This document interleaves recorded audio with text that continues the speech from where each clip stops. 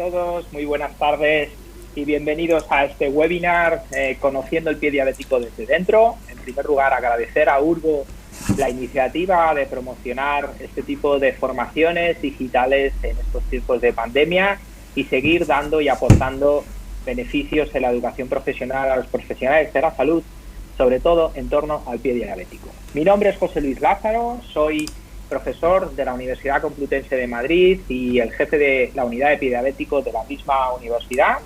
Soy presidente del DIFUT International y te quiero recordar que una de las razones por las que hemos organizado este webinar es porque el próximo día 14 de noviembre, el sábado, es el Día Internacional de la Diabetes y evidentemente los pacientes que desarrollan pie diabético son pacientes diabéticos con diabetes. Por lo tanto, queremos sumarnos a esa campaña de concienciación sobre esta enfermedad que afecta a nivel global a muchísimos millones de personas. Para mí es un placer compartir este webinar con otros profesionales que los conocéis a todos y que estoy seguro de que van a ser muy interesantes sus presentaciones y que voy a dejar la introducción de cada uno de ellos para el final de esta breve introducción mía y luego les daré paso para que os cuenten cuál es su modo de atender a estos pacientes de pie diabético en su práctica habitual. Por eso este webinar se llama Conociendo el pie diabético desde dentro. También deciros que al final de la presentación vamos a tener, o del webinar, vamos a tener un turno de preguntas y respuestas para que podáis preguntarnos todos aquellos que nos haya quedado suficientemente claro.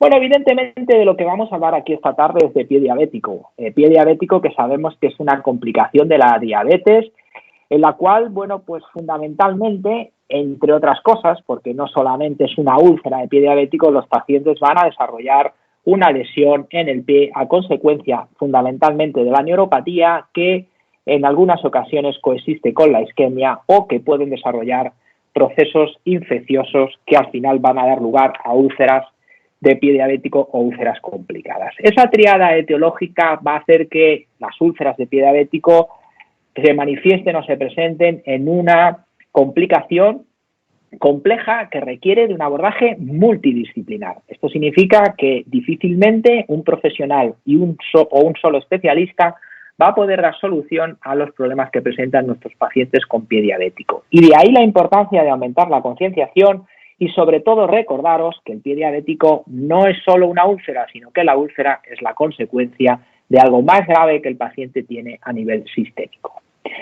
Recientemente se han publicado las guías de prevención y manejo de la enfermedad del pie diabético por el International Working Group Diabetes Food, que es el grupo que genera las guías cada 4 años y en este caso estamos de enhorabuena, puesto que fue el año pasado, en el 2019, cuando se publicaron las nuevas guías, que además están publicadas en versión de revisión sistemática en la revista Diabetes Metabolic Research and Review y que son de libre acceso para cualquiera. También recordaros que tenéis el acceso a las guías en español en la página del DIFUT International, www.the-food, en inglés, pie.org, y los podéis descargar también de forma gratuita. Y me gustaría reseñar las recomendaciones que hacen las guías sobre el manejo de los pacientes con enfermedad de pie diabético. Fijaros que habla de algunos aspectos muy importantes y que además no debemos nunca de olvidar. Habla de educar a las personas con diabetes y a sus cuidadores y en especial también a los profesionales de atención primaria para incidir en la prevención.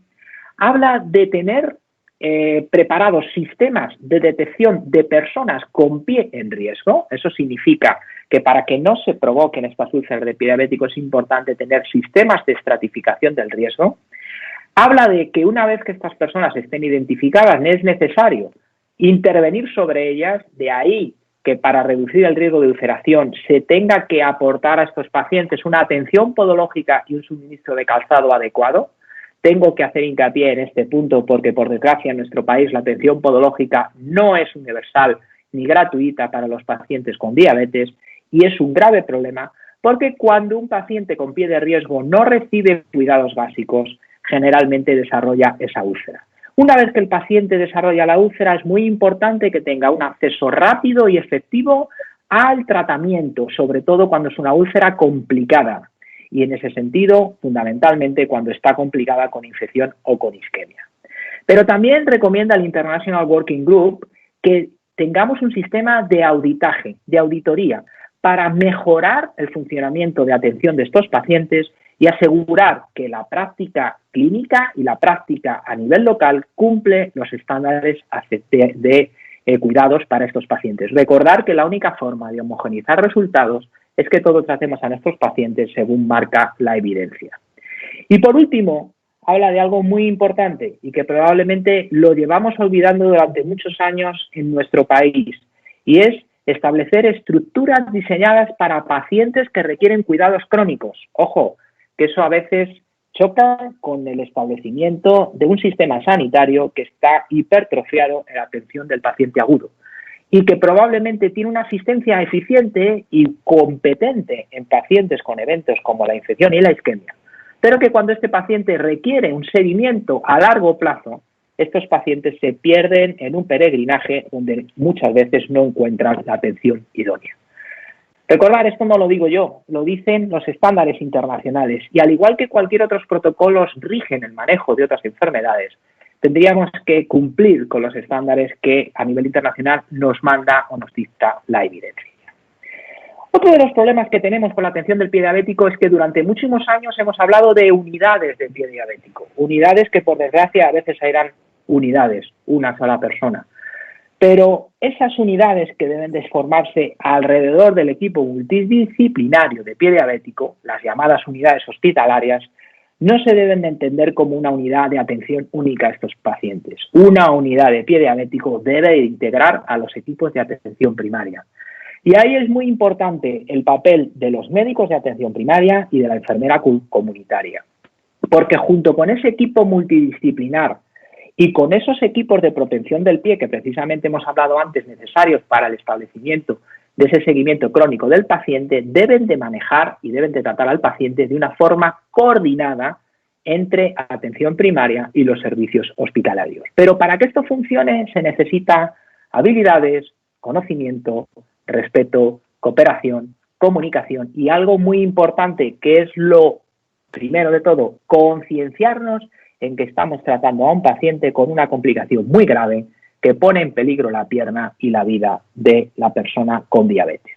Por lo tanto, tenemos que pensar no en unidades, no en equipos multidisciplinares, en una atención integral enfocada al pie diabético. En este sentido, está claro que necesitamos una cooperación con atención primaria, donde va a haber un papel fundamental en la prevención, en la evaluación y en la derivación de los pacientes con un evento agudo a esos equipos multidisciplinares que deben de tener también establecidos protocolos de descarga y seguimiento de estos pacientes a atención primaria de nuevo y en ese seguimiento o mantenimiento de los cuidados. Pero muy importante, necesitamos esas estructuras de organización, de seguimiento del paciente crónico.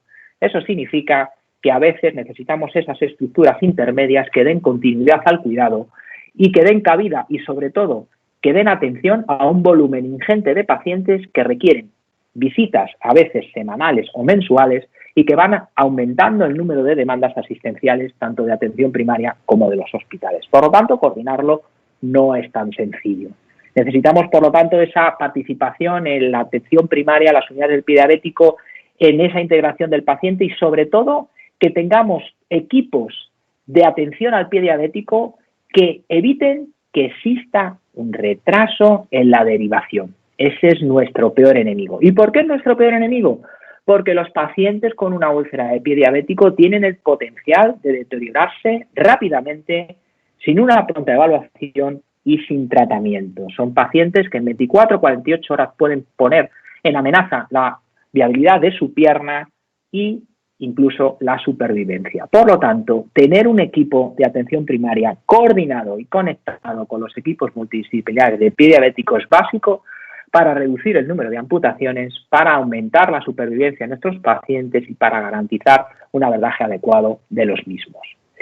Bien, como os decía al principio, a mí me ha tocado durante 2 años ser presidente del DFUD International. Y DFUD International tiene el cometido de implementar las recomendaciones de las guías a nivel mundial. Fijaros, casi nada.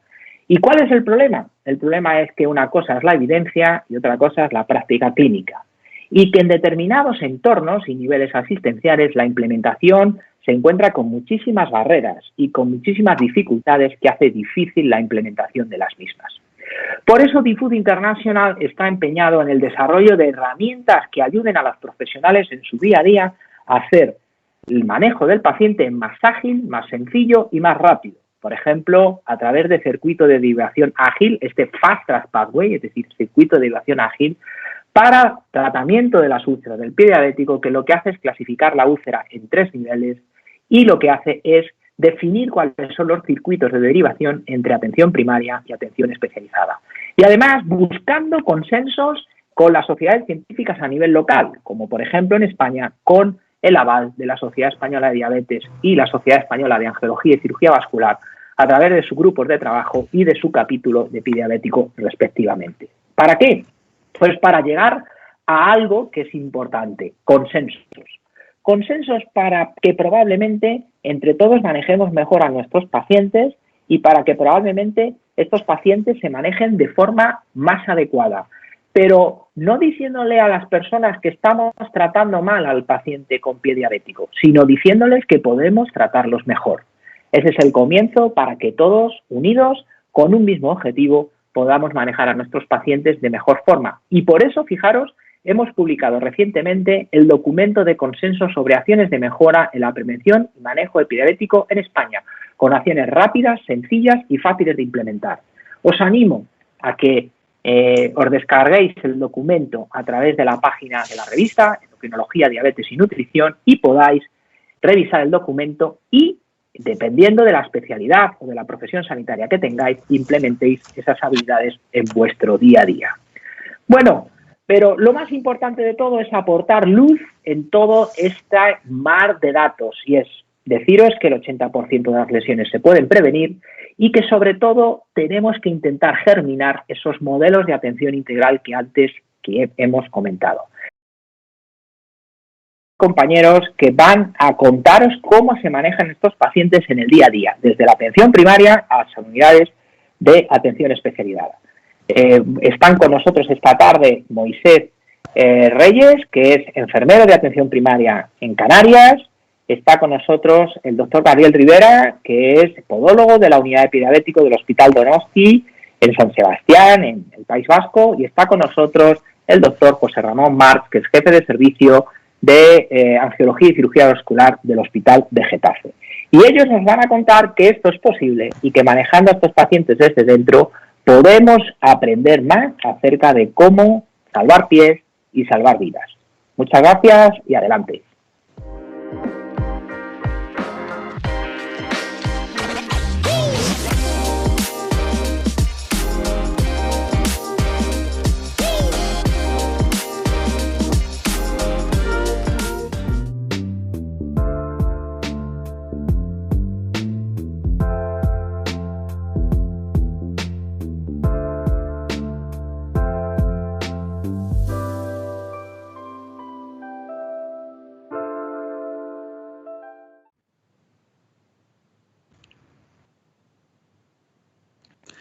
Hola, buenas tardes a todos. Mi nombre es Moisés Reyes. Gracias antes que nada por estar ahí presente en este webinar. A todos los que habéis acudido a tratar hoy pues esto que nos propone Urgo Medical, que también quiero agradecer por estar siempre a la vanguardia y presentarnos este modelo tan novedoso. Bueno, yo voy a hablar del ámbito preventivo de la atención primaria de salud. Vamos a ver algunos casos y bueno, nos vamos a poner en este primer caso, este primer paciente que ha acudido, que bueno, ahí se nos pasa un poquito rápido, pero bueno, vamos a ir poquito a poco. Bueno, el ámbito de atención primaria, los dos casos que vamos a tener presentes van a ser, en principio, un paciente que acude con una sintomatología que es cualquier paciente que podría acudir a cualquier centro de salud del país, ¿no?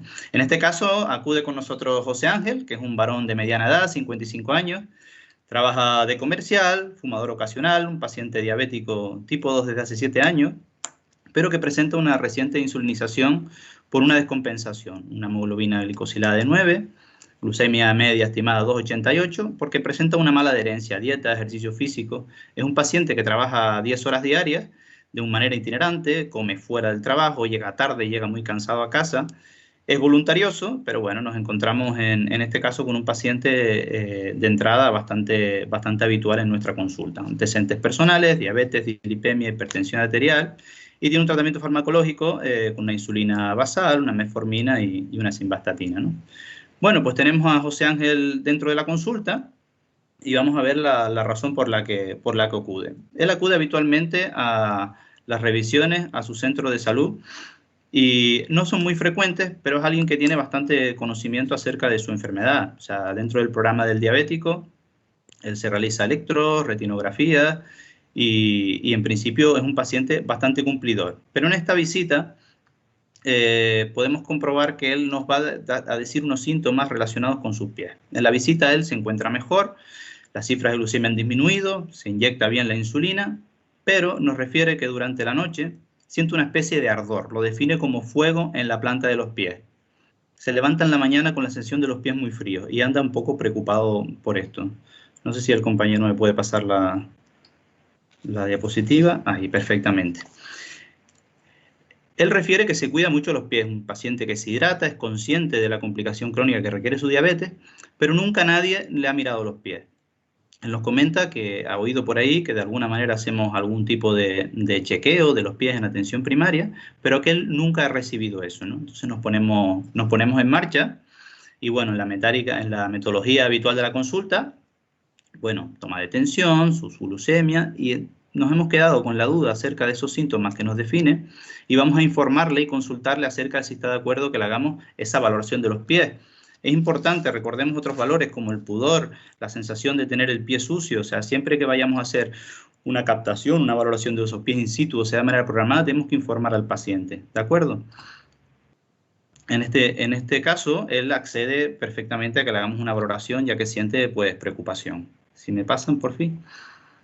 Bueno, lo que vamos a hacer con José Ángel es, al tratarse de un paciente que no ha recibido ninguna valoración, vamos a intentar historiar ese pie, hacer un cribado y tener una estratificación de ese pie ante este caso, ¿vale?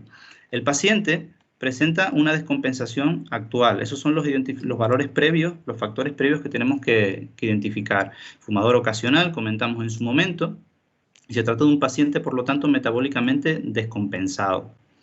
Invitamos a José a que se vaya a la camilla y se tumbe. Y en este caso vamos haciendo una entrevista dirigida para elaborar esos síntomas que nos define. Oye, esa sensación de ardor que refieres, esa sensación de fuego en la planta de los pies, descríbeme un poquito con qué frecuencia son. ¿Son más de predominio nocturno, diurno? Vamos un poco orientando esa sensación general o ese transmitir general que nos dice de fuego en los pies. ¿Es intenso, es más frecuente en un pie que en otro? Mientras tanto, hacemos una inspección visual y veremos los factores de riesgo actuales. El tipo de calzado que usa, si vemos en un principio deformidades, callos, grietas, el estado general de la piel, si está hidratada, no hidratada. Bueno, en este caso ya tenemos a José Ángel en la camilla y vamos a hacer una valoración de este último punto un poquito más exhaustiva, ¿no? Antes que nada, lo primero que miramos, sin instrumentación ninguna, es esa presencia de deformidades, o sea, siguiendo los documentos de consenso de acciones de mejora, vamos a valorar la presencia, si pueden pasar por fin, la presencia de esas deformidades en el pie, presencia de callosidades, patrones de hiperkeratosis, y hacemos hincapié de nivel distal a nivel proximal, de nivel distal a nivel proximal, zonas interdigitales, presencia de micosis en uñas, presencia de cualquier tipo de signo que nos altere.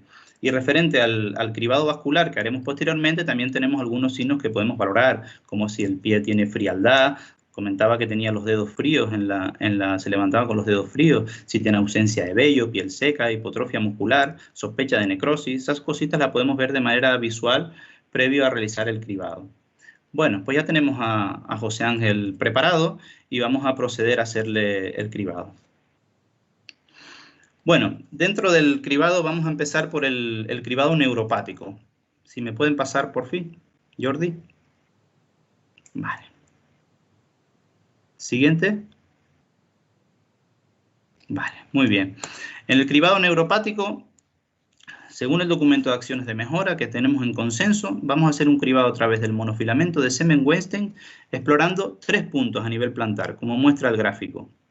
Sé que ahí tenemos nomenclaturas anteriores que hablan de 8, 9, 11 puntos. Vamos a reducir esto a 3 puntos básicos. La cabeza del primer dedo, bases metatarsales del primer y quinto metatarsal.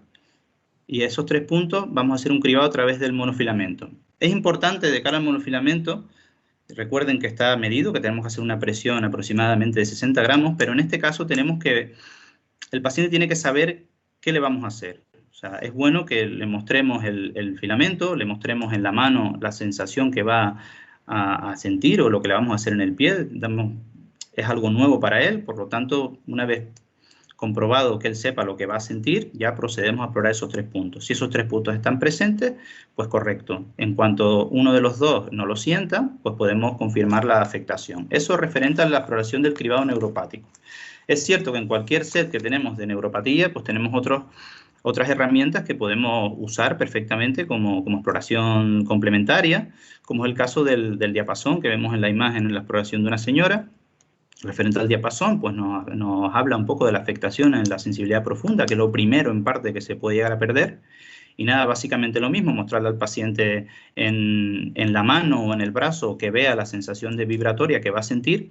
Y sobre esto es importante decir que debe ser siempre sobre una superficie ósea. Es importante esto porque si no, no sirve para nada. De manera más distal a más proximal. Ahí está en el primer dedo, luego iríamos a la otra zona y bueno, pues es una ampliación complementaria como puede ser también la barra de frío-calor, pero lo que vamos a ceñirnos en función del documento de las acciones de mejora es exploración bajo el monofilamento de Siemens-Weinstein de estos 3 puntos. Muy bien, pasamos a la siguiente, por favor. Respecto al cribado vascular, aquí también vamos a simplificar y vamos a ir directamente a la presencia o no de pulsos tibial posterior y pulso pedio.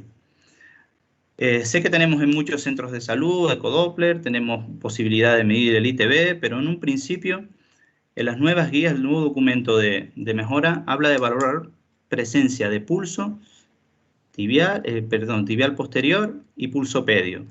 Vamos a valorar la permeabilidad. Anatómicamente podemos hacer un recuerdo entre el tendón extensor del primer y segundo dedo, a veces entre el tendón extensor del segundo y el tercero, y el tibial posterior, pues en el maleolo interno, parte posterior del maleolo interno. ¿De acuerdo? Bueno, en este caso, la palpación del pulso no siempre es fácil. Recordemos que a veces nos encontramos ante pacientes con edema, pues lo siento pero no lo siento del todo, lo siento de una manera muy débil. O sea, una ausencia de pulsos es un criterio de derivación en el cribado vascular, ¿de acuerdo? Cualquiera de los dos, tibial posterior o pedio, que luego veremos en el circuito de derivación de úlceras de pie diabético. También valoramos los síntomas y síntomas vasculares que comenté antes, presencia de ulceración, si el paciente tiene dolor de reposo o tiene síntomas de claudicación intermitente. Muy bien. Pasamos, por favor. Bueno, tenemos el caso clínico. En este caso vamos a hacer ya la clasificación del pie diabético. En este caso, concretamente, tenemos una sospecha, un inicio de una neuropatía, básicamente por la descripción de los síntomas que nos dice. Sensibilidad vibratoria, en este caso, lo valoramos como complementario y la vimos disminuida en el pie izquierdo. El monofilamento fue perfectamente sensible en ambos pies. ¿Por qué lo clasificamos como neuropatía? Sobre todo por la sintomatología que el paciente nos cuenta. Tenemos callosidades, recuerden que tenemos callosidades en ambos pies y en principio la exploración vascular no nos define nada, pero en este caso, yendo a la escala, clasificaríamos ese pie de riesgo bajo con una frecuencia de valoración de 6 a 12 meses. Esto es interpretable porque si como profesional considero que debo verlo antes, si esos signos o esos síntomas van a más, si el paciente refiere que no está mejor, tenemos un paciente que está descompensado, entonces estos tiempos que nos marca la gráfica pues son interpretables y el profesional siempre puede acortarlos en cualquier momento. En este caso se trata de un pie de riesgo bajo con una frecuencia de valoración de 6 a 12 meses. Muy bien, pasamos por favor. Vale, como plan de actuación con este paciente, bueno, tenemos un paciente que acude a consulta, un diabético inestable, tenemos que incidir en ese control metabólico y sobre todo tenemos que dar una educación referente a lo que hemos detectado en este primer cribado que le hemos hecho al paciente, una sospecha de una neuropatía. Es un paciente al que debemos ya darle signos de alerta y que ante cualquier cosa, cualquier duda, consulte. Tenemos que incidir mucho en los cuidados principales del pie, el uso correcto de calzado y concienciar al paciente del riesgo que tiene actualmente refiriendo esos síntomas de neuropatía que nos dice. En la atención primaria, lo ideal es tener, a ser posible, el mayor número de pacientes en nuestra cartera de servicios de diabetes cribados, tipo 1 y tipo 2. Historiar ese pie, aunque en principio sean valoraciones que no arrojan ningún tipo de problema, pero es interesante que tengamos esos pacientes bien cribados, el mayor número posible, para en caso de una futura derivación, pues tener ahí perfectamente historiado el paciente y facilitar a los compañeros de la unidad de pie diabético pues esa valoración. ¿De acuerdo? Muy bien, pues nos despedimos de José Ángel, lo citamos en 6 meses o en 3, depende de la persistencia de los síntomas y continuamos la consulta.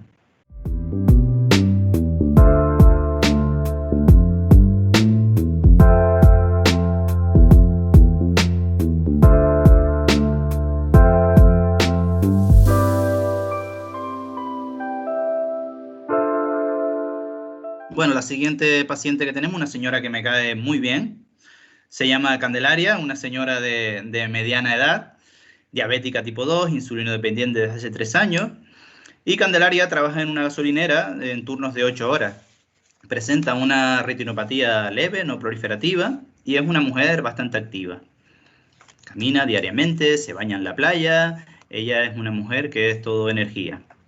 Presenta una higiene general de los pies aceptable, un uso adecuado, se gasta su dinero en calzado adecuado, pero en el trabajo, en la gasolinera, usa una bota rígida por indicación de prevención de riesgos laborales. Ella acude a revisiones regularmente y la tenemos controlada. Una última hemoglobina glicosilada de 7,5 y la tenemos con un índice de masa corporal de 30, un poquito con una obesidad grado 1, pero bueno, vamos a ver qué nos va a contar la amiga Candelaria, que ya la conocemos de otras veces, y vamos a ver que nos cuente cuál es su motivo de consulta. ¿Pasamos? Bueno, Candelaria acude a consulta por presentar una ulceración bajo las cabezas metatarsales del pie izquierdo tras un flitena producido en el trabajo por doblar turno y lleva 5 días de evolución. Nos aparece con esta lesión que vemos ahí en la foto. Ella en su casa con unas tijeras se cortó la piel restante de la flitena, se realizó varias curas, pero bueno, ve que aquello no va bien, presenta un hematoma en el lecho de la herida que le hace sospechar que necesita un profesional y ella acude a la consulta por temor a empeorar básicamente. Y en este caso se trata de una paciente que tiene un antecedente de úlcera neuropática interfalángica anterior en el año 2015, por lo tanto estamos ante una paciente con una neuropatía ya valorada a la cual vamos a ver cómo tratamos de esta úlcera, ¿no? Bien, lo primero que tenemos que hacer cuando nos encontramos con una úlcera en una consulta, cuando este motivo de consulta es un paciente diabético que nos consulta por una lesión, vamos a ir al circuito de derivación de úlceras de pie diabético a ver si esa lesión a la que nos enfrentamos pues reúne algunos de los criterios que comentamos antes que son de derivación. ¿De acuerdo? En este caso, como vemos aquí a la derecha, esta lesión presenta una ausencia de necrosis o gangrena, tiene una ausencia de exposición ósea, muscular o tendón, en principio es una herida superficial, tiene los pulsos pendientes, Candelaria, y actualmente tenemos una úlcera con ausencia de signos de infección. A pesar de llevar 5 días en su casa y haciéndose ya las curas, pues en principio no hay enrojecimiento, no hay mal olor del exudado y no tenemos por qué sospechar que se trate de una úlcera con infección. Por lo tanto, nos vamos al algoritmo y vamos a tratarlo como una úlcera de pie diabético, en principio no complicada. Una úlcera que podemos abordar en un principio en atención primaria y vamos a intentar curarla. Tenemos un estándar de tratamiento que sí es importante y quiero que lo marquen ahí, que es el estándar de tratamiento que tenemos a razón de la úlcera de pie diabético no complicada.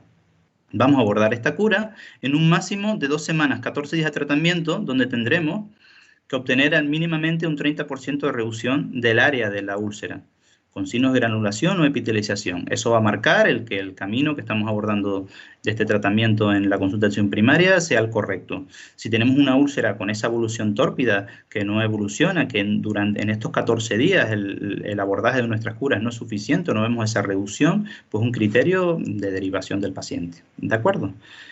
Bueno, pasamos página. Bueno, aquí como ven tenemos el estándar de tratamiento para úlceras de pie diabético. Vamos a ir valorando uno por uno, desglosando uno por uno de todos esos ítems en este paciente y vamos a ir viendo la evolución que va a tener en estos días que va a estar con nosotros Candelaria. ¿De acuerdo? ¿Pasamos? El primer punto tenemos revascularización, valorar el estado vascular. Hemos hablado antes en el caso de José Ángel y lo mantengo en este, o sea, presencia de pulsos pedios y tibial permeables. Aunque tengamos un paciente con úlcera, un paciente ya que hayamos hecho unas valoraciones previas, vamos a ver si no tenemos ningún tipo de problema en vascularización. En este caso, tiene el pulso pedio y el tibial posterior permeable, hay ausencia total de necrosis o sospecha, no tiene dolor Candelaria, y no está el miembro frío y vello presente, o sea que estamos ante, en este caso, no es un criterio derivable, tenemos una permeabilidad buena de la úlcera, o sea que nos pasamos al siguiente nivel. ¿Pasamos? Vale. En este caso vamos a valorar la infección. En principio no hay signos clínicos de infección, no hay signos de isquemia y no hay trayectos fistulosos a planos profundos. ¿Que pueda evolucionar esta úlcera a eso? Puede ser, pero en un principio, en este abordaje de úlcera no complicada como lo hemos catalogado, podemos seguir adelante porque en un principio no se presentan ninguno de estos tres ítems. ¿Pasamos? Vale, lo siguiente que vamos a ver es el control metabólico. El control metabólico lo ponemos como un pilar importante en el tratamiento de la úlcera, tan importante como el material que usemos y la periodicidad de las curas. O sea, en este caso tenemos a Candelaria con una hemoglobina glicosilada de 7,5, una paciente que está por debajo de 8, o sea que consideramos que tenemos un control metabólico aceptable para aportar esa úlcera. Tiene un poquito de obesidad, un índice de masa corporal de 30 y la glucemia estimada en 188. Pongo aquí el histórico porque es cierto que es una paciente que en los últimos 3 años pues hemos tenido que insulinizar por un evolutivo de glicadas que la teníamos en 11 en el año 2017. Por lo tanto, en función del transcurso o la durabilidad de esta cura, tendremos en cuenta que es una paciente que actualmente está compensada, pero no dejemos de mirar ese perfil metabólico para darnos cuenta que sigue controlada y que la cura sigue adelante. Pasamos a la siguiente. Nos vamos al pilar del tratamiento local de la úlcera diabética. En este caso ya sí vamos a hacer una definición. Tenemos una úlcera de segundo grado producido por fuerzas de fricción continuadas de características neuropáticas, bordes diferenciados, indolora y con maceración en bordes exudado bajo. El tamaño inicial es de 3,5 por 6,5. Estamos hablando de una ampolla grande. Según la clasificación WIFI, que es la clasificación que hemos adoptado dentro del documento de acciones de mejora, estamos ante una úlcera de grado 0, o sea, presencia de no herida o de herida sin síntomas. Les pongo la otra escala, la que trabajamos actualmente en Canarias, que es la escala de Texas, que tenemos un grado 1, una herida superficial sin exposición de tendón, estadio A. ¿De acuerdo? Bueno, pues una vez definida esta úlcera, nos vamos a los dos pilares, la cura local y la descarga que tenemos que hacer. Pasamos a la siguiente, por fin. Vamos a abordar el tratamiento de esta cura local. Como vemos en la foto, vemos un evolutivo. Se inicia en principio un desbriamiento mecánico de la zona, tratamos la piel perilesional y usamos ya una cura local con apósito de fibras de autosulfato de sacarosa. Vemos ya incluso en la primera imagen que nos presenta que ya vemos algunos resultados a pesar de la extensión y en zonas donde tenemos algún esfacelo, el autosulfato de sacarosa empieza a tener ya resultados en los bordes de la herida. Y aquí es importante que hagamos una descarga importante. En este caso, a esta paciente le hemos dado una IT, le hemos dado una baja, porque consideramos que el calzado de la gasolinera, el calzado rígido, el causante en ese doble turno de esa herida, y básicamente trabajando no podremos hacer la descarga que en este caso requiere, ¿no? ¿Cómo hacemos la descarga? En la atención primaria tenemos muchas dificultades, muchas veces, de conseguir material, una descarga apropiada. En este caso vemos que la paciente no tenía una descarga apropiada, hizo un hematoma aquí, fue prácticamente el motivo que consulta, ahí no había descarga ninguna. Por lo tanto, nos planteamos una descarga con fieltro o poliuretano industrial, que es los materiales que tenemos. En este caso, la paciente usó un zapato posquirúrgico de tacón posterior, como vemos en la foto de la derecha, y ayudó bastante, ¿de acuerdo? En la foto abajo, con el visto verde, podemos ver que la descarga básicamente tenemos que hacerla en toda la superficie del pie y procurar no cerrar para evitar el efecto ventana, una descarga en semiluna, y la durabilidad de los fieltros o los poliuretanos que usemos pues está bastante limitada en este caso, ¿no? El reposo absoluto del paciente o una indicación de reposo parcial junto con el zapato de poliuretano nos ayuda bastante en el evolutivo de esta úlcera, ¿no? ¿Pasamos? Bien, en los siguientes gráficos vemos la evolución con otosulfato de sacarosa de la herida, ¿no? Hasta el cierre total el 20 de octubre. En este caso fue bien, no tuvimos ninguna complicación.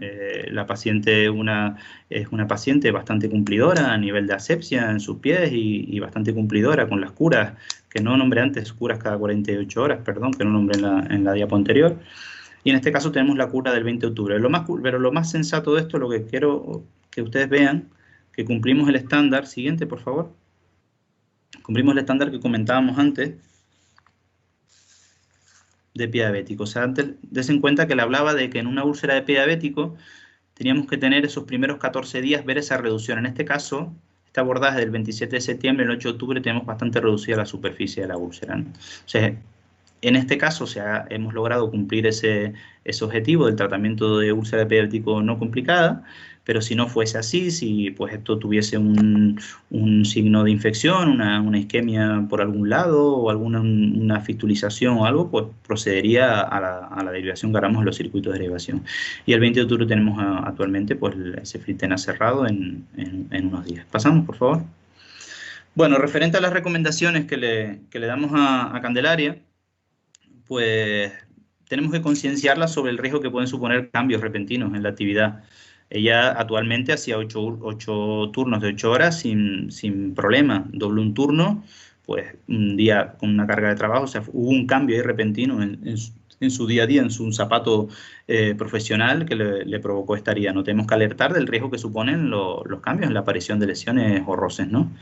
En este caso, el paciente, no nos olvidemos que aunque ya la hayamos curado, la hayamos dado de alta, adiós Candelaria, muchas gracias, les vemos pronto, se trata de un paciente de riesgo moderado alto, un paciente ya diagnosticado con una neuropatía, y pese a que la úlcera esté cerrada, debemos realizar revisiones periódicas cada uno de 1 a 3 meses, ¿de acuerdo? Y bueno, voy a terminar con unas recomendaciones del documento de acciones de mejora de prevención que comentó el doctor José Luis. Y son cosas que cometemos muchas veces no por error, sino muchas veces vamos a intentar hacer un consenso y tener un lenguaje universal referente a eso. O sea, no utilicemos el ITB en lugar de la palpación como primera prueba de cribado en pacientes diabéticos con úlcera. Hemos simplificado bastante, o sea, palpación de pulso, presencia o no presencia, ausencia de pulso, derivación. El ITB nos vale como una herramienta complementaria. Sé que en muchas comunidades, muchos compañeros, muchas consultas disponemos de él, pero debe ser como un añadido. La palpación de pulso es lo que nos va a indicar en ese cribado vascular. Cultivos en la úlcera en ausencia de infección tampoco tienen sentido. En este caso, podríamos decir, bueno, pero es que ante ausencia de signos de infección no tiene sentido estar cultivando. No utilicemos antibióticos con fines profilácticos para promover la cicatrización, porque no va a cicatrizar antes porque le ponga un antibiótico o le ponga otro. Si no hay infección, el antibiótico no tiene sentido. Descarga y cura y poco más. No hacer curas en inmersión en pacientes diabéticos. Esto ya está bastante en desuso, pero no queda más recordarlo.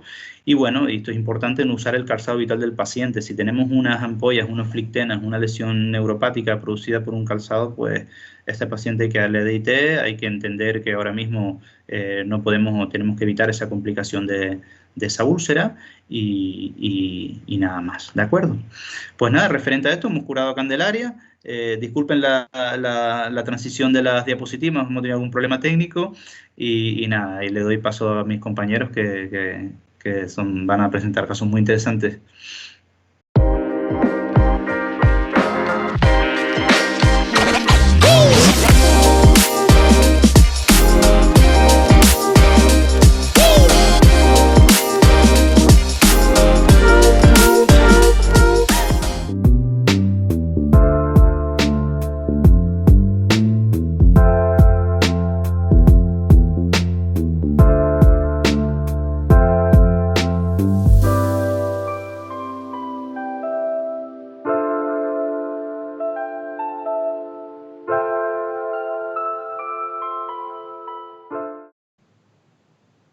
Hola, buenas tardes. Bienvenidos a la consulta del hospital. Es para mí un honor tener a todos los oyentes compartiendo un paciente con todos ustedes. En este caso estamos en una unidad hospitalaria multidisciplinar de pie diabético.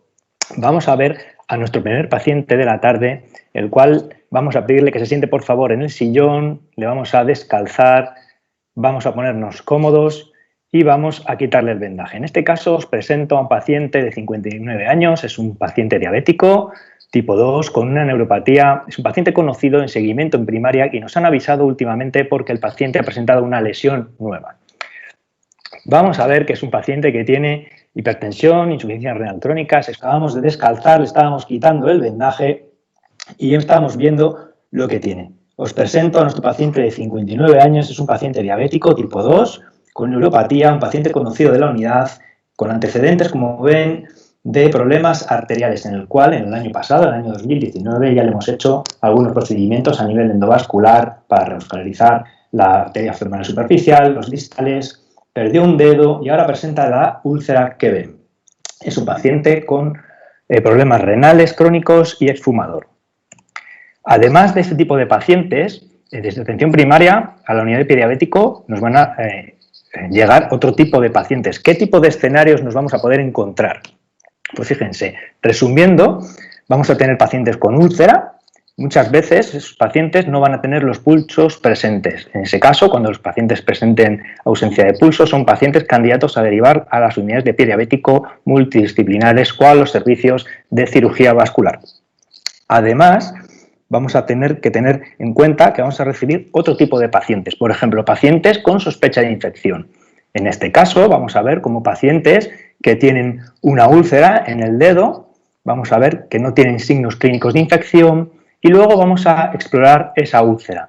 Vamos a ver cómo sondamos la úlcera en función de búsqueda del contacto con el hueso, el Prop to Bone, el test del Prop to Bone. Vamos a ver cómo se realiza esa prueba. Es una prueba en la cual vamos a utilizar un instrumento, romo, de punta roma, metálico, para introducirlo a través de la úlcera y buscar el contacto con el hueso. En este caso, nuestro paciente no tiene contacto con el hueso, no tiene signos clínicos de infección y, por lo tanto, sería un paciente candidato a manejar en la atención primaria.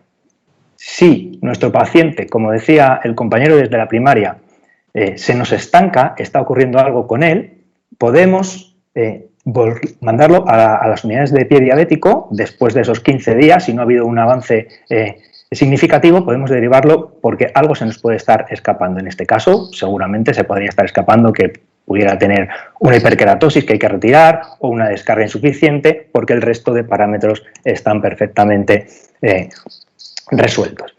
Cuando los pacientes tienen signos clínicos de infección, también son candidatos de ser derivados a la unidad de pie diabético. Cuando tenemos signos de infección de partes blandas, vamos a ver qué grado de afectación es, si es una afectación superficial, si es una celulitis amplia, si es una celulitis pequeña. Vamos a ver si existen fluctuaciones, vamos a ver si hay drenaje purulento y también, como decíamos antes, qué profundidad hay para ver si hay planos profundos afectados, si está el hueso afectado, si está la articulación afectada o si tenemos cualquier tendón expuesto. En este caso, como vemos en la fotografía, se trata de un paciente que tiene una infección importante, tanto de partes blandas como de afectación del hueso. ¿Es un paciente que hay que derivar a la urgencia? Bueno, pues vamos a ver. Según los estándares de tratamiento y los consensos del pathway de derivación rápida a las unidades de pie diabético, los pacientes que tienen una úlcera con una infección moderada pero que no tienen signos sistémicos, pueden ser pacientes perfectamente a los cuales se les ponga un antibiótico y se manden con una presteza adecuada a las unidades de pie diabético. No tienen que ir a urgencias, salvo si tienen una úlcera con signos clínicos de infección sistémica. Por lo tanto, son pacientes que podemos derivar a esa unidad, lógicamente una unidad que tengamos ya previamente detectada. No podemos estar poniéndonos a buscar la unidad en ese momento. Volvamos a nuestro paciente, a este que teníamos sentado en la consulta. Vamos a ver, si recuerdan, era un paciente que tiene una úlcera nueva de un mes de evolución en el borde lateral de la cabeza del quinto metatarsiano del pie derecho, con un pulso popliteo y en este caso con ausencia de pulsos distales. En la última ecografía de control hemos detectado que existe una estenosis intraestent y por lo tanto parece que tiene algún problema vascular. Doctor March, ya que tenemos la posibilidad de tener un cirujano vascular en nuestra consulta, ¿qué tipo de procedimiento le vamos a realizar a este paciente? Hola Gabriel, ¿qué tal? Buenas tardes. Mira, se trata de un paciente que tiene una lesión pequeña, estable y sin signos sépticos de infección severa, sin exudado purulento, etcétera. Con lo cual, yo creo que sería prioritario resolver el cuadro, mejorar el cuadro isquémico para darte la mayor presión de perfusión para lo que tengas que hacer luego en el pie. Por lo tanto, yo creo que trataríamos primero esa estenosis que hay en el stent que ya le pusimos, mediante una angioplastia con stent o con stent y un balón liberador de fármaco para intentar inhibir la reestenosis, mejorar, optimizar la perfusión del pie para que luego podáis vosotros hacer lo que necesitéis en las curas y en las descargas del paciente. Perfecto, doctor. Pues muchísimas gracias. Pues entonces, en cuanto tengamos al paciente con la revascularización hecha, podremos actuar sobre el proceso que tiene actualmente. Como vemos, hoy en día lo que tiene el paciente es un proceso infeccioso. Fíjense, para determinar qué tipo de infección tenemos, vamos a valorar la afectación de partes blandas. Hemos visto que no tenía afectación de partes blandas, pero que sí que tenemos algo en el fondo. Es una úlcera profunda con un tejido sucio, feo. En este caso se trata de una osteomielitis. Cuando es una osteomielitis, vamos a ver qué tipo de tratamiento pondremos después. ¿Realizaremos un cultivo de partes blandas? Pues si no consideramos que hay una infección a ese nivel, no cogeremos ningún tipo de cultivo a nivel de partes blandas. Si tenemos una infección en el hueso, tendremos que coger un fragmento de ese hueso a ser posible para poderlo cultivar y tratar la infección. En este caso, como hemos visto antes y nos comentaba el compañero de primaria, el diagnóstico de la infección va a ser clínico, eminentemente clínico. De nada sirve coger un cultivo para determinar si tenemos o no tenemos infección. El cultivo servirá para saber qué tipo de infección, por qué germen está provocada esa infección, para luego poner el tratamiento antibiótico adecuado a esa infección. En este sentido, como vemos, si exploramos la úlcera y hacemos ese sondaje transulceroso en busca del hueso, vamos a ver cómo perfectamente nos metemos dentro de la articulación y se toca el hueso.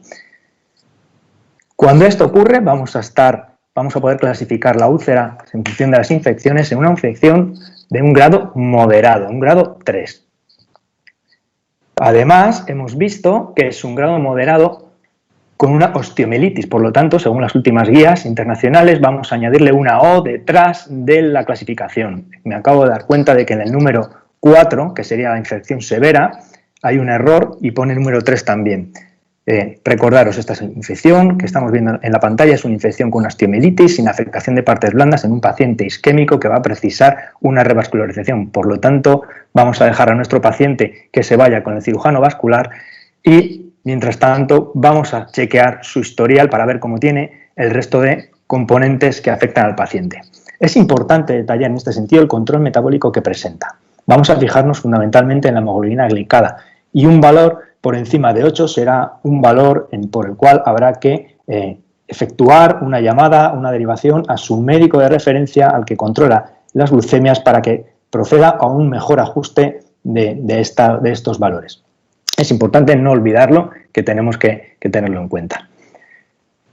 Y cuando tengamos la infección resuelta, nuestro paciente en primer caso se ha ido a revascularizarse, vamos a pasar al siguiente paciente y mientras lo pasamos, ¿qué haremos cuando tenemos a nuestro paciente con la infección resuelta? Pues vamos a presentarlo. Es un paciente en este caso que, como ven en la fotografía de la derecha, es un paciente que tiene una úlcera en el quinto dedo con un absceso dorsal que precisó una intervención quirúrgica urgente para drenar todo el absceso y que tampoco tenía pulsos distales, y nuestro cirujano vascular decidió que la aporte vascular que tenía era suficiente para poder realizar ese proceso quirúrgico y luego suficiente para poder iniciar un tratamiento de cura local.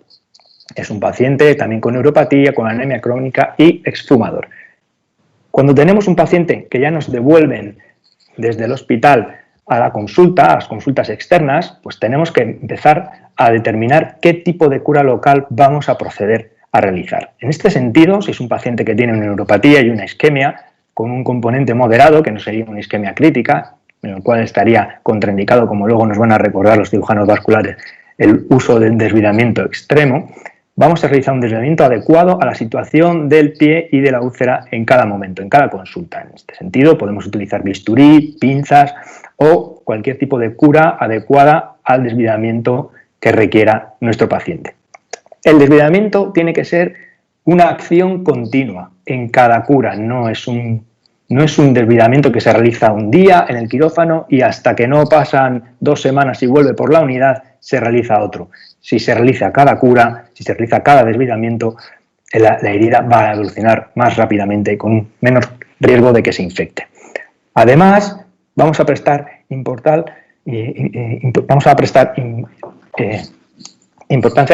al control del exudado. Vamos a prestar atención a ese control del exudado y vamos a colocar los apósitos adecuados para manejarlo.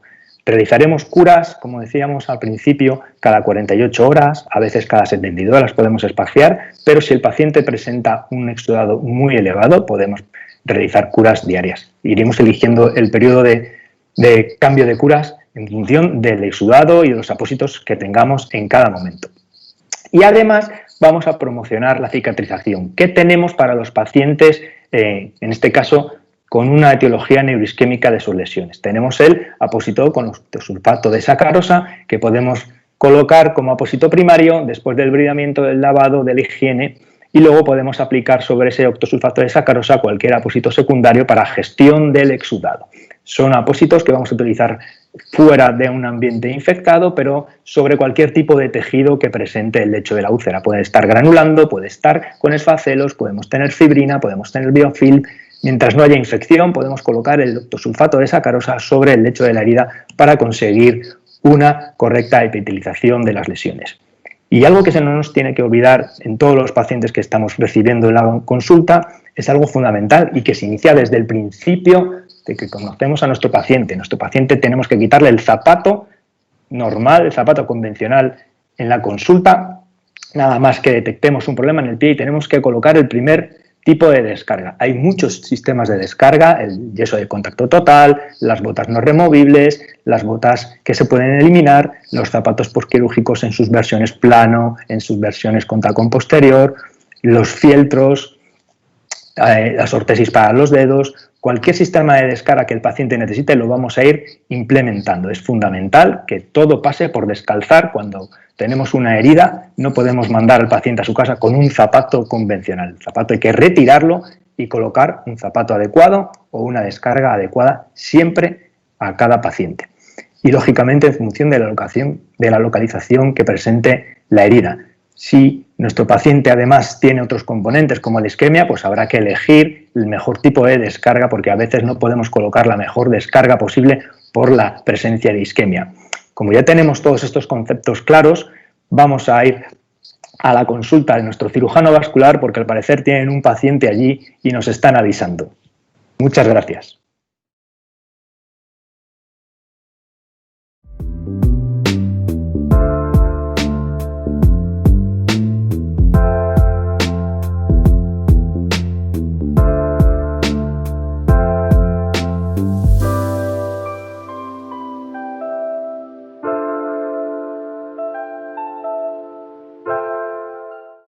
Hola, ¿qué tal?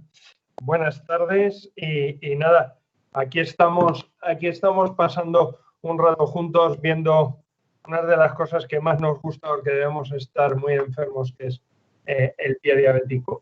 Y efectivamente estamos en la consulta, pero como nos pasa muchas veces a los cirujanos vasculares, acaban de llamarnos de urgencia. Entonces tenemos que bajar mientras nuestro paciente se desviste y se descalza y entonces nos encontramos esto en urgencias. Es un caballero de 75 años con una diabetes de larga evolución que, como la mayoría de nuestros pacientes, tiene múltiples factores de riesgo vascular, es exfumador desde hace poco, tiene dislipemia, una cardiopatía isquémica revascularizada. Es un diabético de larga historia de problemas en el pie, porque como veis tiene una deformidad en medio pie y apareció una úlcera a nivel plantar que le estaban curando. Pero sin embargo, en los últimos días ha estado empeorado y sobre todo en las últimas 24 horas ha empezado una gran tumefacción en el pie, con apertura de lesiones a otros niveles, está drenando material purulento e incluso en su casa pues resulta que se ha cogido fiebre, entonces se ha derivado urgente, le hemos visto, veis lo que tiene dolor a la palpación, al palpar vemos que por los orificios fistulosos sale material purulento, el pie está muy tumefacto, hay algunas zonas de fluctuación, no podemos palparle los pulsos bien por este gran edema, pero tenemos un Doppler portátil y tanto en tibial posterior como en tibial posterior escuchamos curvas anómalas, estas son las imágenes de las curvas y a ver si podéis escuchar. Ese sería el sonido de tibial posterior, una curva bifásica patológica, perdona. Y este sería una curva monofásica totalmente patológica en tibial anterior en pedia. Por lo tanto, estaríamos dentro de nuestro pathway justo en el extremo final de la derecha, pacientes con una infección moderada severa o infección grave. Sería una complicación severa de una úlcera del pie diabético y que habría que derivar con urgencia en 24 horas a una unidad especializada. Son pacientes que no pueden esperar. Fijaros, úlceras infectadas que penetran con abscesos de una infección moderada grave. Tenemos un absceso franco y habría que derivarle urgentemente. Pero además estamos hablando de un paciente con isquemia asociada, con lo cual la coexistencia de infección e isquemia agrava todavía más el tratamiento. Derivación urgente a un centro especializado y un drenaje quirúrgico urgente. En nuestro documento de acciones de mejora resaltamos que hay que consultar urgentemente en menos de 24 horas a un especialista quirúrgico cuando estemos ante una infección moderada o grave para realizar un desbridamiento urgente. Y antes, Gabriel, hablabas de esto y espero que estés de acuerdo con este planteamiento que hago. Infección no supurativa, infección que no es más que una celulitis sin pus franco con isquemia. Vamos a evaluar la isquemia, primero vamos a revascularizar si procede y después haremos los desbridamientos o amputaciones que necesiten. Es un poco el caso que veíamos antes de tu paciente, Gabriel, ¿no? Sí, estoy de acuerdo completamente. Si la infección no es una infección que podamos intervenir porque no haya necesidad de drenar ningún absceso, ninguna colección y mientras esté el paciente estable, creo que lo mejor es lo que comentáis, ¿verdad? Una revascularización lo antes posible para luego proceder a resolver el proceso isquémico, infeccioso, perdón. Ok, gracias. Entonces, si estamos en una situación como la que tenemos en este caso, donde hay una infección supurativa con un pie, como veis, con mucha fibrosis, pues es un drenaje urgente de colecciones, retirada de secuestros, poner a plano, por supuesto, tomar cultivos para iniciar una antibioterapia profiláctica y esperar el resultado de los cultivos para dirigirla y a continuación hacer una evaluación preferente, lo más preferente posible de la isquemia y revascularizar. Entonces, esto es lo que hicimos. Fijaros, como no teníamos en ese momento un quirófano, porque estaban los 2 quirófanos de urgencia ocupados, allí mismo en urgencias le metimos 2 drenajes para ir acortando el tiempo de demora.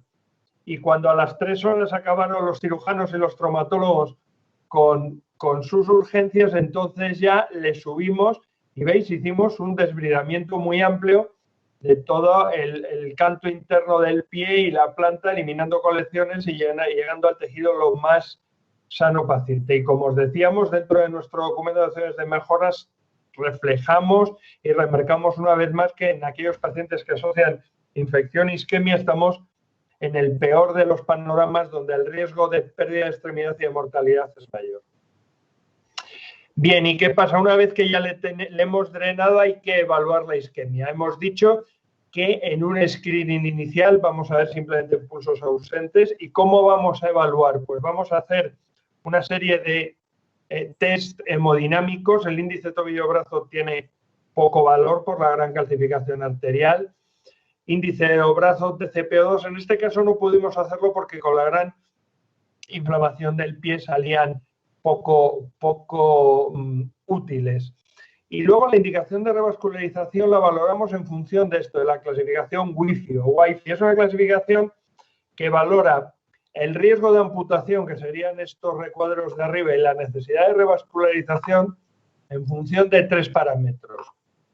El tipo y la profundidad de lesión, Wund, el grado de isquemia y el grado de infección en el pie. Esto no vamos a profundizar en ello, está publicado, existen calculadoras que te puedes bajar al teléfono como una app y entonces a partir de ahí trabajarlo. Pero en este caso estaríamos con una Wund 3, estaríamos con una herida profunda con afectación de los planos profundos, estaríamos con una infección moderada severa 2 y el grado de isquemia sería una isquemia moderada 2. Con lo cual, en Wund 2, que sería esta línea con una infección 2, con una isquemia 2, el riesgo de pérdida de extremidad es alto y el grado de necesidad de revascularización también es alto. Por lo tanto, consideramos la revascularización, hicimos una prueba de imagen, en este caso una angioresonancia, donde vemos que el sector femoropopliteo está sano y que los problemas empiezan en los troncos tibiales, más aquí abajo en el pie, más la arteria peronea, una tibial posterior tapada. Y en este caso decidimos hacer un tratamiento endovascular. ¿Veis? Había una estenosis del tronco tibio peroneo, una lesión larga de peroneo, una estenosis del origen de tibial anterior. Entramos, pasamos una guía, dilatamos la peronea, con buen resultado. A continuación dilatamos el origen de la tibial anterior, con muy buen resultado. Y finalmente estas lesiones pequeñas en el pie fueron las que más costaron atravesar, logramos atravesarlas con un microcatéter y dilatar toda la zona del pie, con lo cual obtuvimos una buena revascularización del pie. Y este es el pie a los 2 días, con muy buen aspecto, se ha vencido la infección, ha cedido mucho la inflamación y bueno, pues quedan unos lechos por cicatrizar. Gabriel, y aquí... bueno, mirad, y así sonaría. Esa sería una curva trifásica normal tomada aquí en la arteria pedia. Entonces, Gabriel, aquí el paciente ya te le remitiría a ti que habría que plantear a este caballero una descarga adecuada para poder hacer las curas que vaya necesitando a lo largo de varias semanas. ¿Qué te parece? Pues es un caso complejo, porque te cuento, Joserra, doctor March, te cuento, la mayor parte de las úlceras de los pies se dan en el antepié, pero cuando se dan en el mediopié o en el talón es cuando más cuesta descargarlas.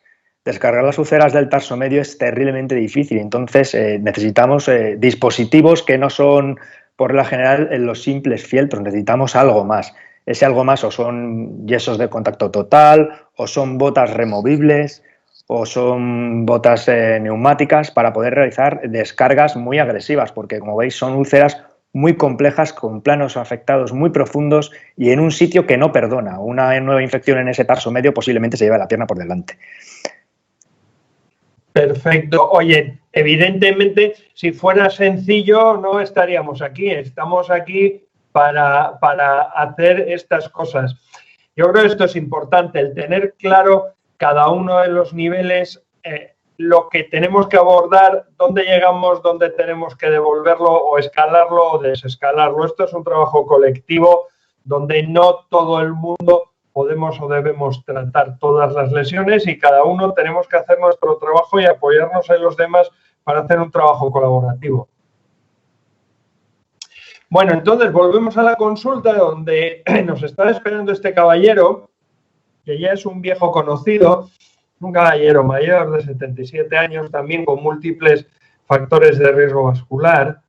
Es un claudicante a distancias moderadas, cortas, 100 metros, pero en los últimos 15 días ha empeorado y han aparecido lesiones necróticas en el pulpejo del primer dedo y ahí en el dorso del segundo dedo. Pero además tiene mucho dolor por la noche en la cama, se le queda el pie muy frío y tiene mucho dolor. Tiene que dejar el pie, sacarle de la cama y dejarle colgando para aliviar un poquito el dolor. Entonces, bueno, pues nos es remitido, como además ya tiene historia con nosotros, viene fácil a vernos. vemos que no tiene pulso femoral, que tiene pulso femoral y popliteo bueno, pero sin embargo no tiene pulsos en el pie está frío, está paliducho, tiene un relleno capilar muy enlentecido. Entonces, estamos en el punto intermedio, es una úlcera de pie diabético complicada, donde hay ausencia de pulsos, en principio no hay una infección, no es un paciente que esté en diálisis, hay que iniciar un estándar de tratamiento, que ahora hablaremos, y hay que derivar de forma prioritaria. Un paciente con lesiones necróticas en el pie, con una gangrena en el pie, no puede esperar mucho para que realmente lo valoremos. Nuestro documento, como ya comentaba antes Moisés, habla de simplemente la exploración de pulsos distales para descartar la presencia de enfermedad arterial periférica. Un paciente que conserva uno de los dos pulsos distales, en principio es un paciente que está suficientemente perfundido y un paciente que no podemos considerar isquémico. Y hablamos de isquemia cuando tenemos una ausencia de los dos pulsos en el pie, tanto el pedio como el tibial posterior. ¿Qué hacemos con este paciente en lo que se deriva y en lo que decidimos actuar con él? Pues una cura seca.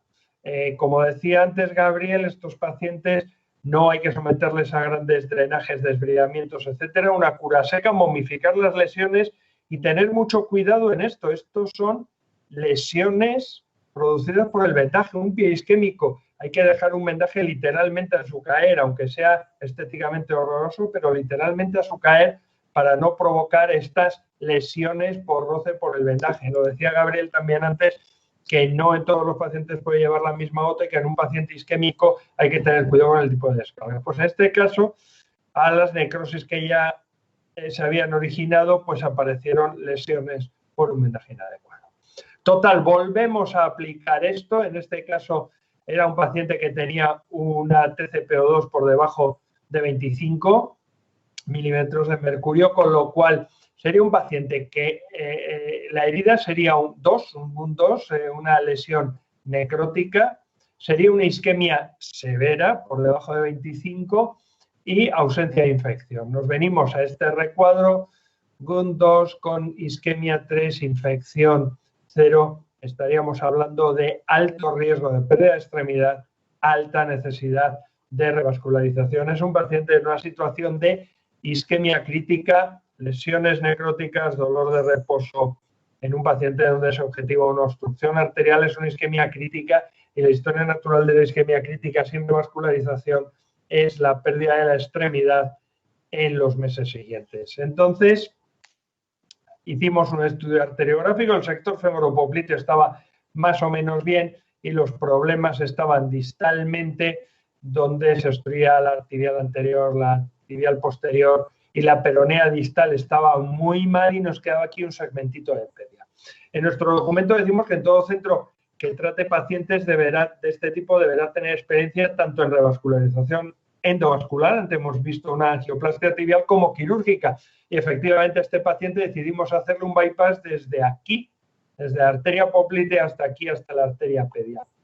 Sacamos la vena safena, que es lo que utilizamos para esto. Aquí controlamos la poplitea, en el pie controlamos la arteria pedia, anastomosis proximal, tunelización subcutánea, aquí ves la tunelización y aquí veis la anastomosis de la vena del bypass sobre el pie.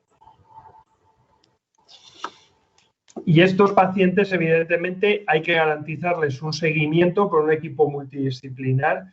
En principio, no somos partidarios de hacer una amputación de una lesión necrótica en ausencia de infección directamente sobre la marcha. Preferimos dejar un tiempo, unos días al menos, para que el pie reperfunda e irle siguiendo, y en ocasiones no es ni necesario porque la lesión se modifica y se limita sin problemas. Y desde luego hay que realizar un manejo integral de todos los factores de riesgo y una profilaxis secundaria de la enfermedad aterotrombótica en estos pacientes. Bueno, y estos serán los pacientes y José Luis, te devolvemos la palabra.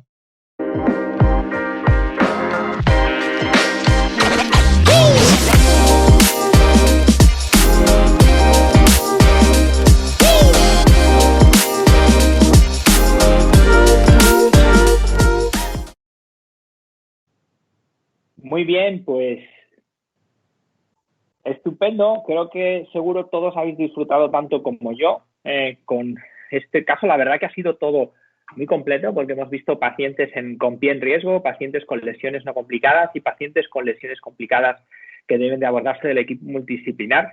Y hemos podido ver un panorama bastante completo de lo que es en sí el pie diabético. Pero la pregunta es, después de todos estos abordajes y siguiendo todas las recomendaciones que hacemos con nuestros pacientes para hacer un abordaje vascular adecuado, un manejo y diagnóstico de la infección adecuada, un manejo y evaluación del pie de riesgo adecuado, ¿qué hacemos con el paciente para que tarde menos en cicatrizar, para acortar el tiempo de cicatrización?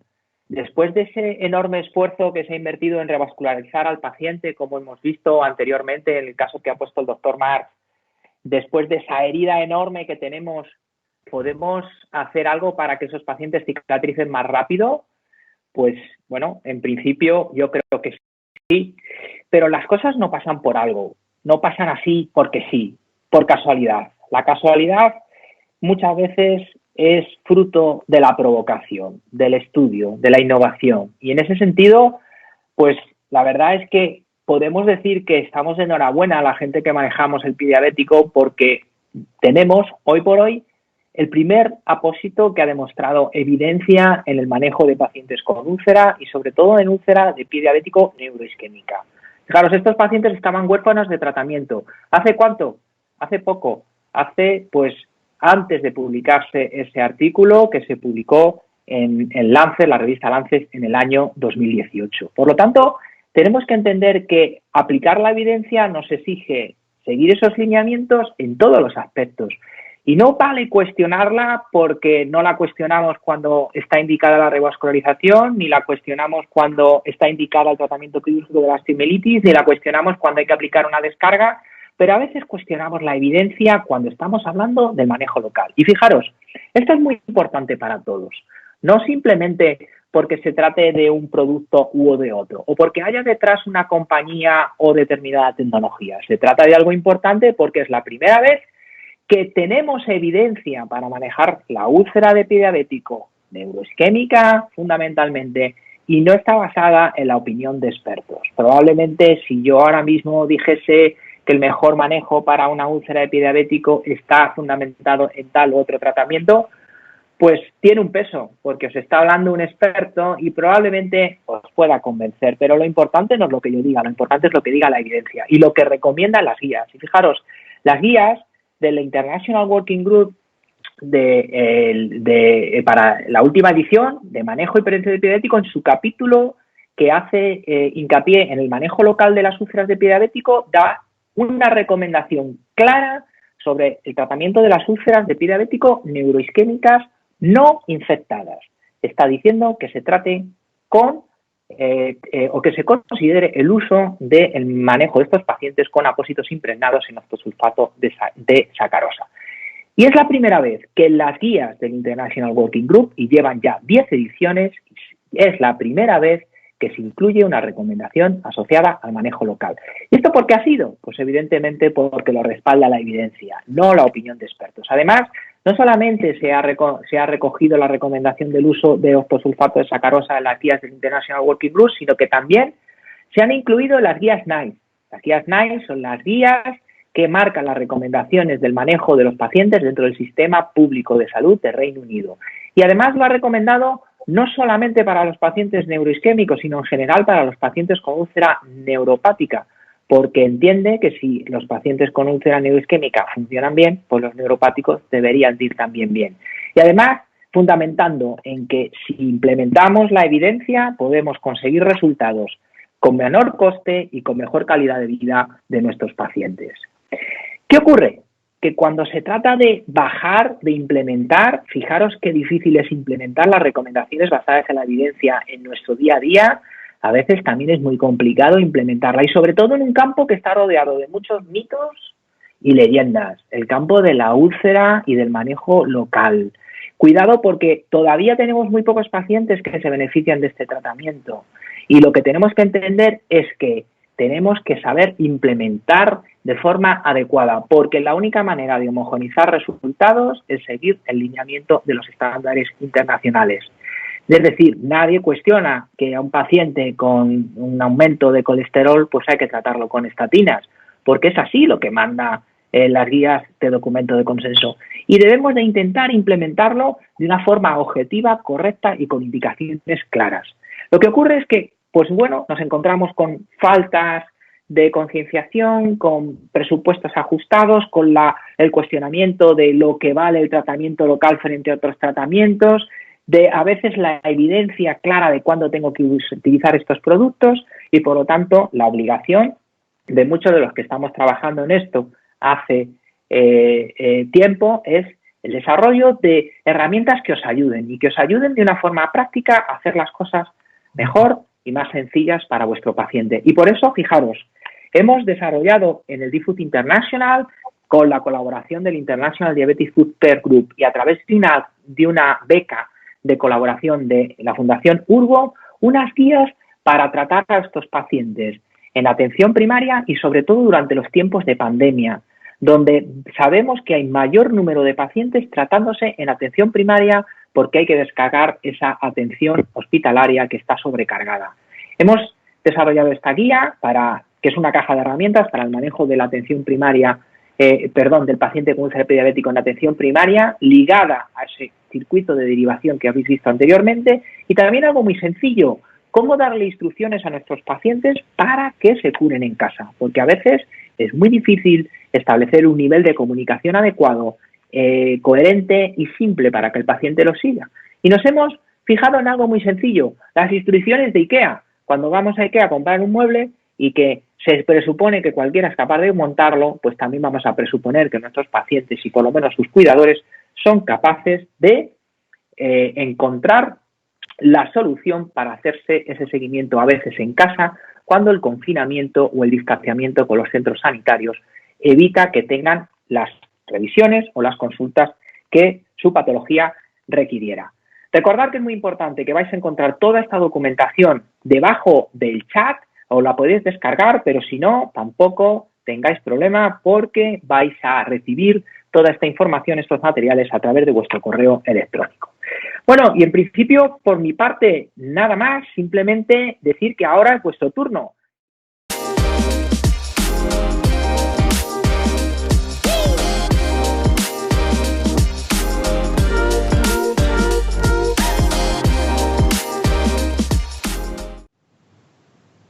Bien.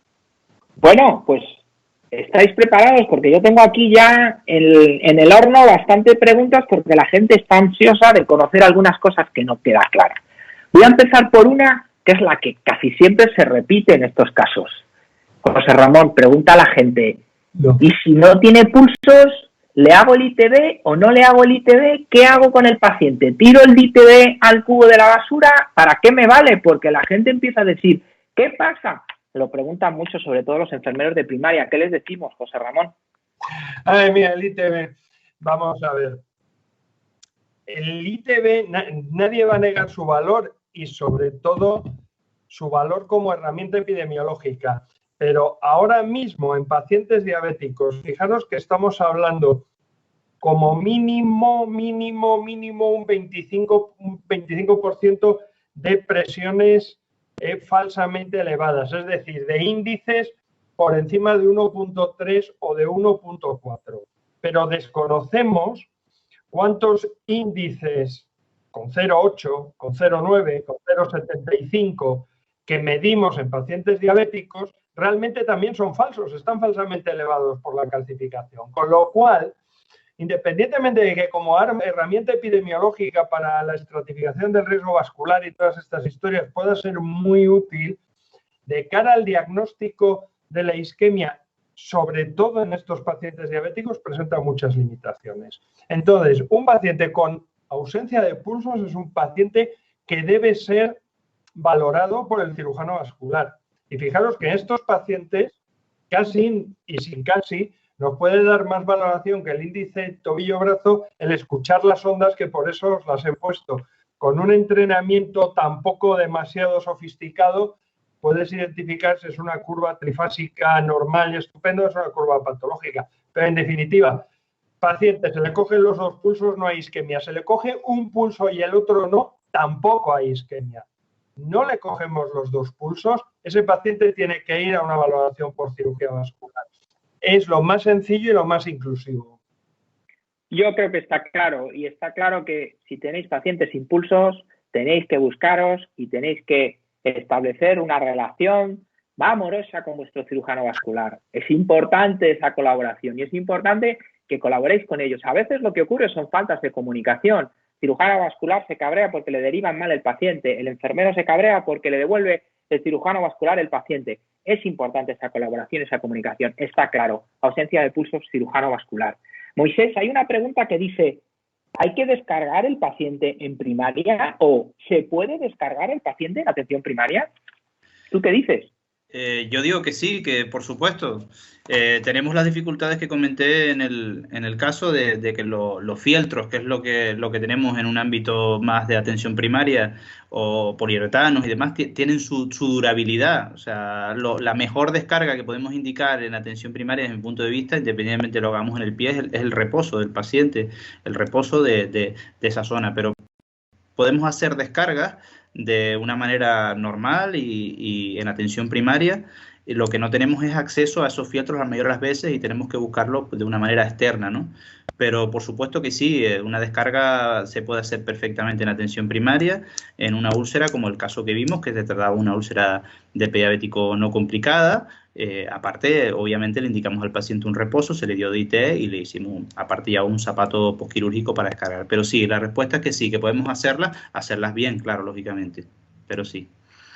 Yo quiero añadir que no es que puedas, es que debes. O sea, el paciente se debe de descargar en atención primaria, por supuesto que sí, claro. Luego ha salido algunos casos que necesitan una especialización donde Gabriel ha dicho, claro, este paciente, vamos a ver cómo enfocamos esa descarga, es un pie de Charcot, es una herida grande, hay que manejarlo, necesita especialización, por supuesto que sí. Y en ese sentido, Gabriel, una pregunta. En ese sentido, cuando tenéis un paciente que tiene una herida tan complicada, con esas dimensiones, tienes que empezar a descargarla, tienes que curarla, ¿esa cura se hace en la unidad de pie diabético o se puede mandar ese paciente ya a atención primaria a que lo curen allí? Pues nosotros lo mandamos a atención primaria, porque creemos que la unidad de pie diabético tiene que recibir pacientes cuando se empiezan a complicar y hacer un seguimiento de los pacientes que están manejados en primaria, pero no ser los receptores de curas semanales 3 veces por semana de esos pacientes. Son curas que son complejas, requieren un entrenamiento, requieren saber que estamos ante un paciente que se puede complicar rápidamente. Pero si tenemos una buena comunicación con nuestra primaria, desde la unidad de pie diabético, igual que ellos pueden mandarnos un paciente rápidamente, si detectan una complicación se lo debemos de aceptar. Y si nosotros confiamos plenamente en ellos, por supuesto que tenemos que mandar al paciente a primaria a realizar las curas. Eso es muy importante, porque además ahora, cuando transformamos el COVID, el Fast Track Pathway o el circuito de derivación ágil en el Fast Track COVID, lo que dijimos es precisamente que estos pacientes deben de descargarse lo antes posible de los hospitales a primaria. Y además, lo que necesita primaria es tener un soporte, ¿no? Que le digamos un poco, mira, en qué condiciones llega el paciente, qué continuidad de cuidados hay que darle, de qué forma hay que aplicarle esa descarga y de qué forma hay que darle esa continuidad al tratamiento. Por lo tanto, yo creo que eso es muy importante, por supuesto que sí. Hay una pregunta que siempre se hace y que me gusta que se haga, porque además es un dilema permanente sobre el tema del uso de los apósitos, en este caso del octosulfato de sacarosa. Y es que se pregunta, oye, ¿y cómo tiene que estar el lecho de la herida para que se use el apósito de octosulfato de sacarosa? Fijaros, a mí me la han hecho tantas veces que yo creo que ya tengo prácticamente muy digerida la respuesta. Y es que hay que tener en cuenta que la indicación la da y la aporta las características del paciente, no tanto las características de la úlcera, y que lo único que excluye la indicación del apósito es la presencia de infección. No se puede usar en coexistencia de infección. porque una úlcera infectada prima el manejo de la infección. Pero hay úlceras, especialmente las neuroisquémicas, que es que no van a tener nunca el lecho preparado precisamente si no utilizas un apósito que prepare bien el lecho y que desatasque a la úlcera de ahí, como por ejemplo, en este caso, un apósito de octosulfato de sacarosa. Luego, cuidado, porque a veces hay confusiones. Tengo un paciente con una úlcera neuroisquémica, tiene un lecho con cierto esfacelo, con cierta poca tendencia a la granulación y quiero esperar a poner el apósito hasta que granule. Pues probablemente vas a esperar sentado porque esa úlcera nunca va a granular. Precisamente es una de las indicaciones para desatascar al paciente dentro de ese contexto. Ojo, siempre y cuando nos haya dicho nuestro compañero, el cirujano vascular, que este paciente tiene un estado vascular que es compatible con la cicatrización, que es esa ventana de la úlcera neuroisquémica, que es otra duda que se tiene en el caso de establecer cuando el paciente tiene afectación o no tiene afectación vascular. Hay otra pregunta, José Ramón, dicen, ¿cómo palpo los pulsos? ¿Con los dedos de la mano o con la sonda del Doppler? Con una sonda no se palpa nada. La palpación, el tacto es un sentido que tenemos en el cuerpo y en este caso en los dedos de la mano. La sonda del Doppler nos sirve para escuchar un sonido. O sea, aquello de tengo dudas al palpar con los dedos, pongo el Doppler y si suena es que hay pulso, eso es una, perdón por la expresión, solemne barbaridad. Porque el hecho de que os he puesto 3 tipos de curvas, 3 sonidos distintos y solamente uno era normal, el resto eran patológicos, severamente patológicos. Entonces, no, la palpación del pulso es con los deditos, con estas manitas y mis avalorios, como en el anuncio aquel de cuando éramos chavales. Y es como hay que hacer las cosas. Y la sonda del Doppler es para escuchar flujos Doppler, no tiene nada que ver. Perfectamente claro, pero querido que seas tú el que lo refuerces porque muchas veces se ofrecen a dudas. Gabriel, hay una pregunta, porque aquí hay una persona que no le ha quedado claro y dice, ¿se puede hacer solamente el diagnóstico de la osteomielitis palpando el hueso? ¿No se ha comentado nada de otras pruebas que puedan complementar o validar el diagnóstico? ¿Es correcto? Bueno, es importante tener el concepto muy claro. Si nosotros vemos el hueso directamente con los ojos, la osteomielitis está prácticamente confirmada. Si no lo vemos, empiezan los problemas, porque metemos la sonda, buscamos ese hueso, a veces lo toco, a veces no lo toco. Si lo tocamos, necesitamos algo más. Quizá una radiografía simple sería la prueba de referencia para añadirla a la palpación de hueso. El problema que tenemos con la radiografía es el tiempo que tarda en aparecer los signos radiológicos en ella cuando ya tenemos las bacterias comiéndose ese hueso. Es decir, tener una radiografía con una afectación en el hueso y tocar el hueso es un diagnóstico de osteomielitis. Pero tocar el hueso y que la radiografía esté normal no significa que no tengamos la osteomielitis. Tenemos una alta sospecha de la osteomielitis y deberemos de volver a realizar una radiografía pasados unos días para confirmarla. También existen otro tipo de pruebas adicionales para poder investigar, porque no siempre se ven en la radiografía, puede tardar y podemos ayudarnos, por ejemplo, de una analítica.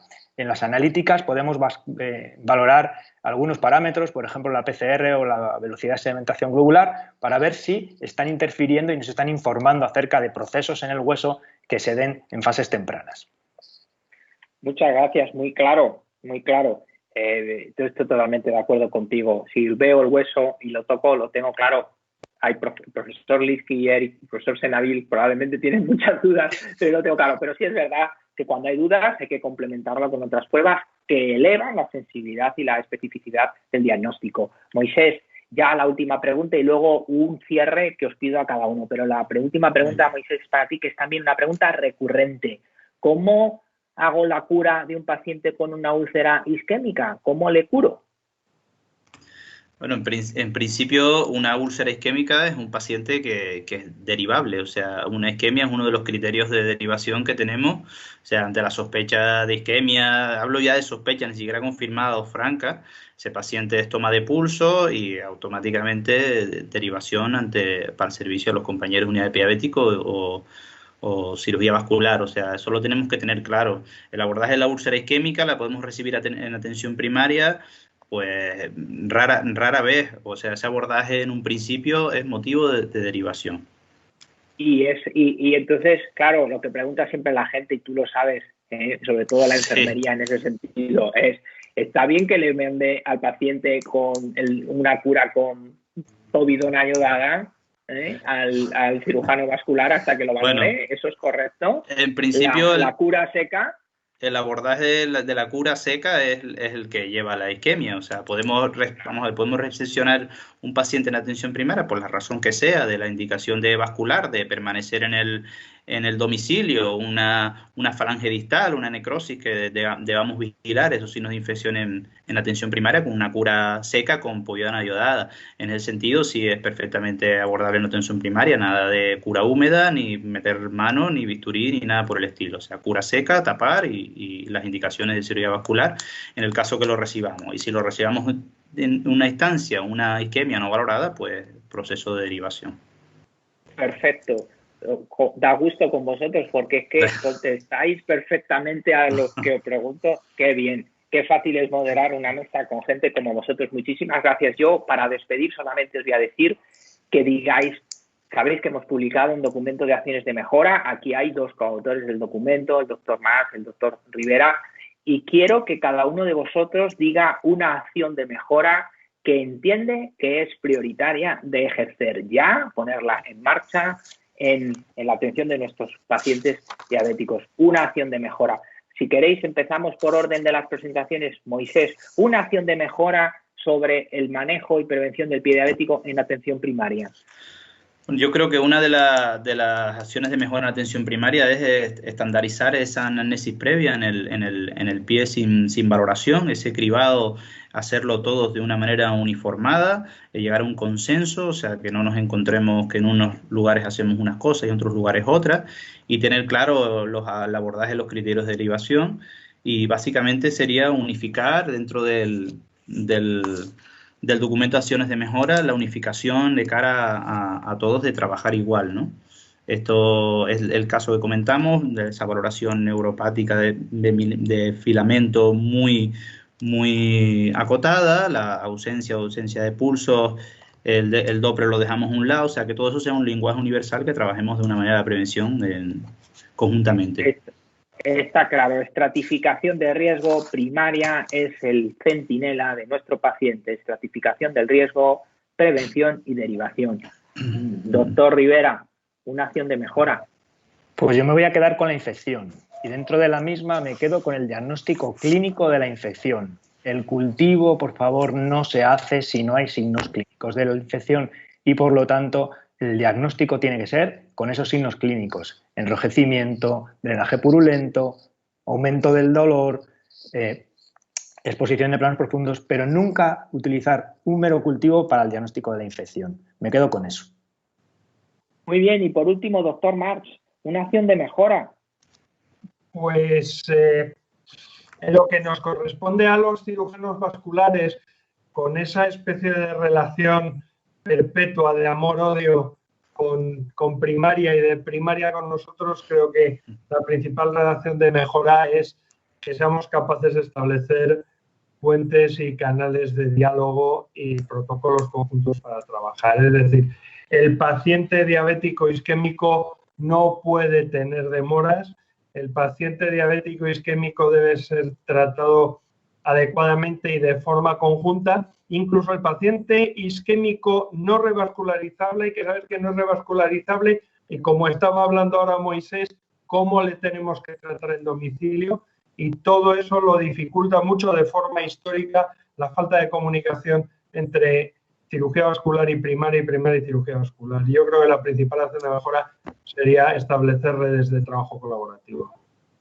Está claro, yo me sumo a estas acciones de mejora diciendo algo que es una reivindicación y es en el manejo del pie diabético por un podólogo y un cirujano vascular en tu vida. Esa es una acción de mejora que creo que es importante. Muchísimas gracias a todos por vuestra asistencia. Tenéis una encuesta de satisfacción para decirnos qué os ha parecido este webinar y aportar el feedback necesario para que el próximo sea mucho mejor y más interesante. Un abrazo a todos y hasta la próxima. Un abrazo, hasta luego.